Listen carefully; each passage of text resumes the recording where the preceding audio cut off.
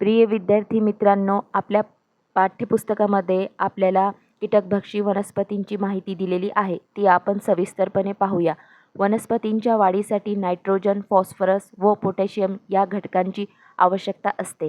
ज्या जमिनीत नायट्रोजनची कमतरता असते अशा ठिकाणी वाढणाऱ्या काही वनस्पती जशा घटपर्णी, व्हीनस फ्लायट्रॅप, ड्रॉसेरा या कीटकांचे भक्षण करून स्वतःची नायट्रोजनची गरज भागवतात.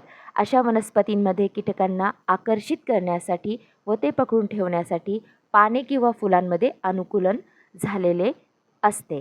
आपण इंटरनेटवरून काही व्हिडिओज घेतलेले आहेत, त्याद्वारे आपण प्रत्यक्ष समजून घेऊयात की कशा पद्धतीने या कीटकभक्षी वनस्पती कीटकांचं सेवन करतात. त्या का असं करतात तर त्यांना नायट्रोजनची आवश्यकता असते आणि कीटकांपासून त्यांना नायट्रोजन भेटते. या घटपर्णी वनस्पतीमध्ये आपण बघू शकतो ती एका कीटकाला आकर्षित करत आहे तिच्या रंगामुळे आणि तिच्या सुवासामुळे. या वनस्पतीच्या पाचक द्रवामध्ये हे कीटक अडकतं आणि त्यानंतर ही वनस्पती पाचनतंत्राद्वारे त्याच्यातील नायट्रोजन स्वतःच्या वाढीसाठी विकासासाठी वापरते. व्हीनस फ्लाय ट्रॅपमध्ये आपण बघू शकतो फ्लाय आलेली आहे. आता तो ट्रॅप बंद होईल आणि ती वनस्पती नायट्रोजन वापरून घेईल.